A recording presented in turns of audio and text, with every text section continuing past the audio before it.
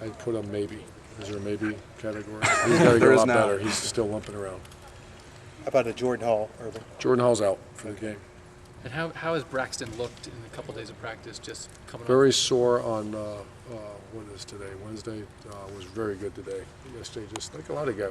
It's week 6, and he just played a very physical team, and so we had some guys banged up. But he's 100% ready to go. Because you all did play a physical team, how quickly did they recover this week? Did you get them back a little to? slower than Tuesday was. Today was good. Today was good. We had to have a good day after Tuesday's practice, just because it's typical week 6 issues. Where does Nebraska fall in that realm when you talk about physical play? Just talk about. I mean, are they up there too, or were there a little bit more of a finesse? Go ahead. No. This is a tough outfit. This is a very physical defense. They fly around. Much different scheme. A lot different scheme. They try to push you east-west, where Michigan State wants to force you into their big guys and their Mike linebacker. These guys are more, and you can see just their personnel body types. They're more the fast guys. They want to all the. It's kind of interesting if you want to watch it too. They force their defensive ends are so heavy, they force you this way. Does that make sense? Yeah. And then run you down, as opposed to Michigan State played their 2 ends wide and forced everything inside of the backer. So it's a much different way to attack them too.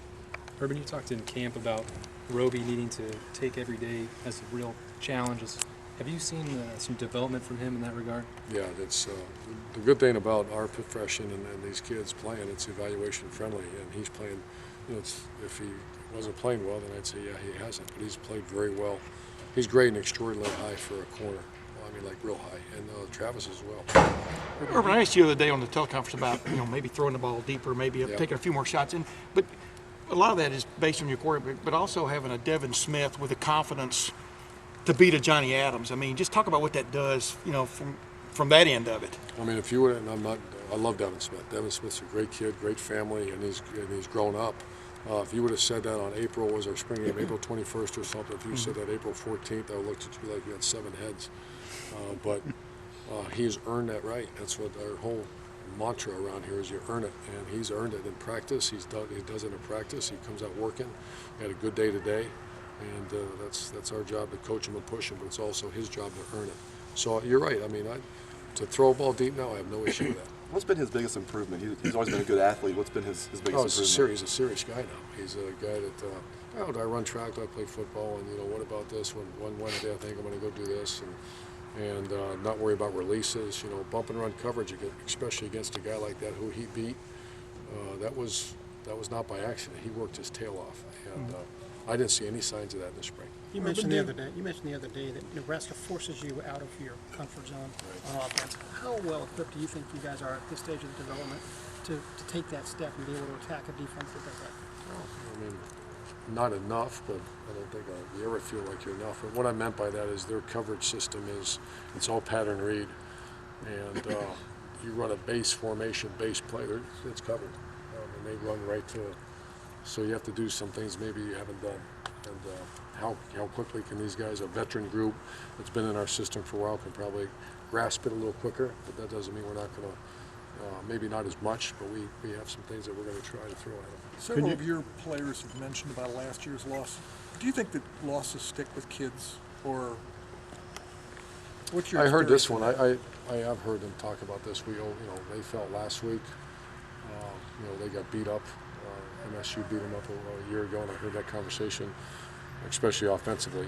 I think our defense played well a year ago, but this one I've actually heard. I haven't brought it up maybe this weekend or Friday. I got to evaluate where we're at, but I hear them saying we owe this team because they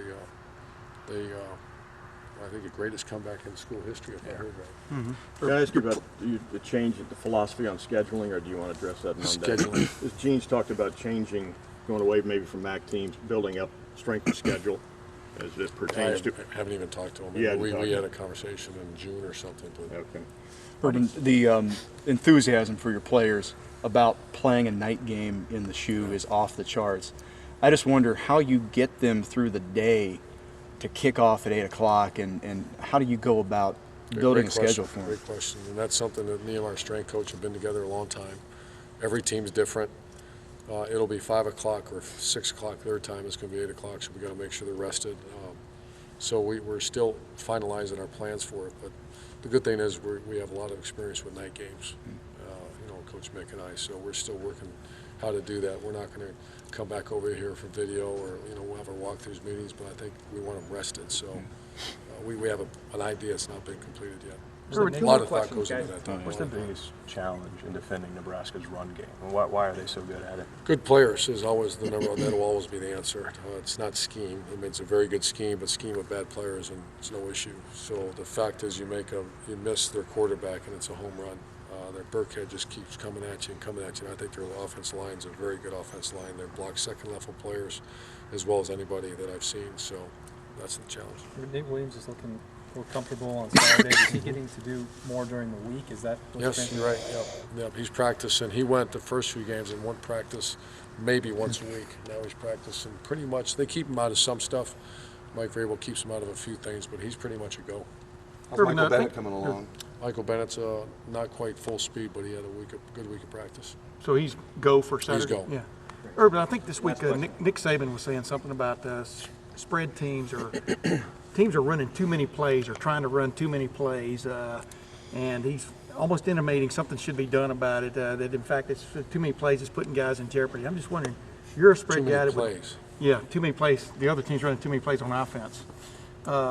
You're a guy that would like to run 75, 80 plays, right, a game. What's just your take on that? Do you think it's? Well, I think it's like kind of. Is it good for the game? Is that what you're asking? Yeah.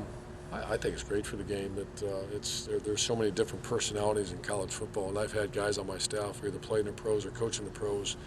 And the one thing about NFL football, I'm not obviously an expert of it because I don't get to see it that much, but you don't see the multitude of different offenses that you see in college. You can go from wishbone spread option to throwing it 50 times a game to pro style, where pro style is usually pro style. So I think that's what I love it because I love watching it. I love getting that film and using other people's ideas, and so I think it's great for college football. Thanks, Coach. Thanks, sir. Appreciate it.